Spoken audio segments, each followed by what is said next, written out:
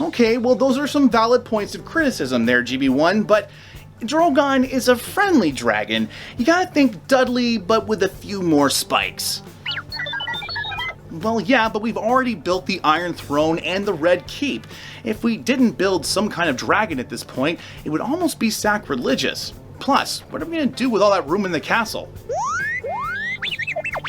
Listen, Drogon and Godzilla will be the best of friends. And plus, if anything happens, I'm sure it'll be a better plot line than Season 8. And our friends are here. We gotta start the show. Hey everyone, and welcome to Groove Builders, the show where we create together. I'm your hostess, Swordly Cone, and this is my friend GB1. In this episode, we're going to be building Drogon from the Metal Earth Game of Thrones collection, and this build has to be one of my favorites so far, at least looking. But with all of his tricky pieces, and those wings at the back, this build might be a little harder to tame than you might think at first. Is this build for beginners? What kind of tools do you need to build a dragon? Can I become the father of dragons? These are all great questions. Let's find out the answers together, starting on the Workbench. Groove Builders, welcome to the Workbench. We have Drogon from the Metal Earth Iconics Game of Thrones collection. I'm really happy to be building another Game of Thrones model here on the show, especially a dragon. Let's go ahead and take a look at the back. On the back, we get a good look at our model, followed by a difficulty rating of just over medium. Then, on the right, we have a QR code which we can scan to get a 360 view of our model while we're building. This is great for adding little bits of detail and seeing how it goes onto the model. Then, just below, we have some instructions, but more on that a little bit later. And finally, at the bottom, we get a look at some other models in the series. Groovers, let's go ahead and open up our package.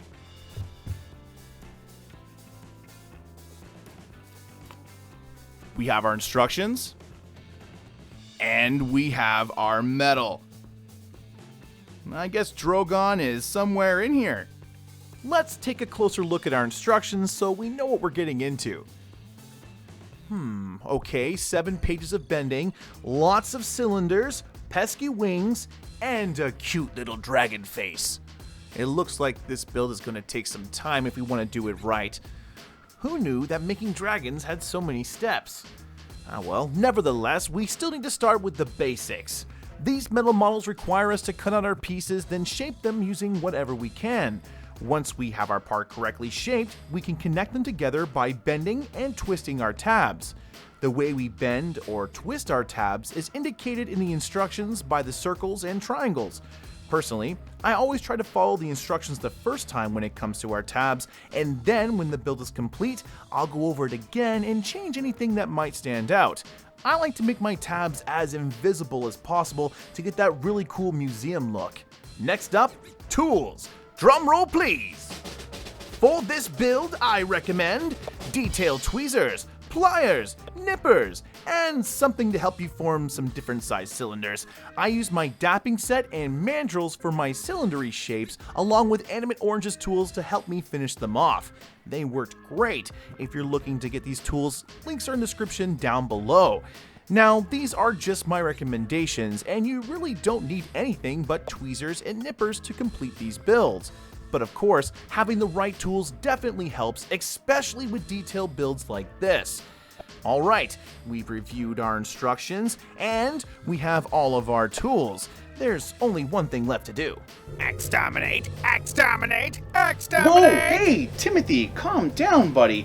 These are good builders. They've already pressed the like button. Just look, see? Right there. They've already pressed the like button. Press the like button already. Ah, see? Like button press. No problems here, Timothy. And I'll go get me some coffee. Affirmative. Let's get back to the build. Okay, so let's just say right off the hat, this build requires patience and precision if you want to do things right. A lot of the forming and shaping is done the same way, but don't let that trick you. The first thing I want to talk about is shaping Drogon's neck and tail. Right from the start, we're shaping cylinder-like shapes with this build.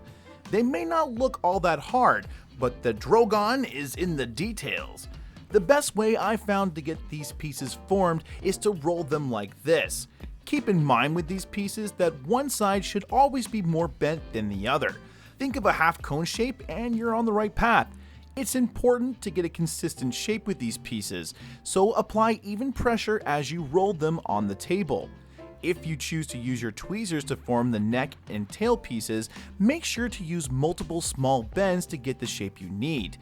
This may take some more time, but you're less likely to cause any creases in the metal that you can't hide. When it comes to the body, rolling your tools works great here too. Just keep rolling your tool over the part until the seams of the metal meet. Take your time here and don't rush this forming.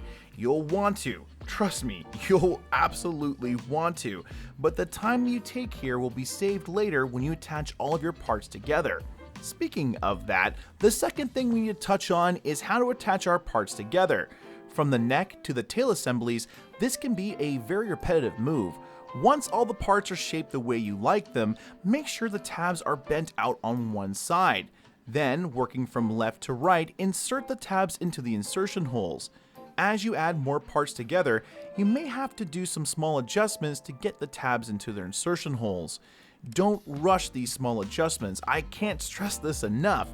If you see a space forming between two previously shaped pieces, carefully go back and make a few bends where you need to. Just be careful not to overstress the insertion holes. They can break easily if you apply too much of a pulling force to them, especially in the wings. And because we're talking about those wings, the third and final thing we need to address is shaping these monsters. Both part 37 and 42 are best shaped by adding the webbing pieces to Drogon's wings one at a time. What makes this hard is getting the webbing pieces to the right shape. You really do need to use 37 and 42 to help you understand how much you need to bend and shape your parts. Again, make sure to bend every part of the metal when shaping, and once it's complete, connect it right to the wing.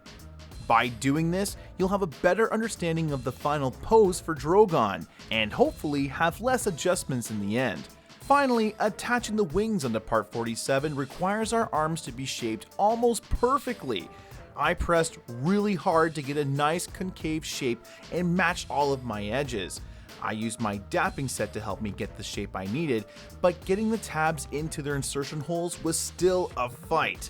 But after I gave them a little bit of love, our wings were all attached. As I've mentioned before, be careful with your tabs and insertion holes when doing your final shapings here.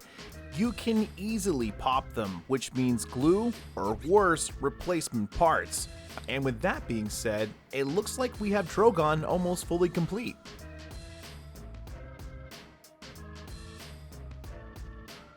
And there we go! We built Drogon from the Middle-earth Game of Thrones collection.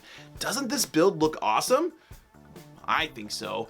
But no matter how cool it looks, we still have to ask the all-important question. Does Drogon get the Groove Builder's seal of approval? Yes he does! And he gets it because of his really awesome detail and of course, great build quality. Now, yes, Drogon can definitely be frustrating, especially because of how precise we have to have all of our parts bent, which is the main reason why I can't recommend it for new builders out there. I know it will be tempting to pick it up because it looks so cool, and of course, Game of Thrones, I mean, come on, that's awesome.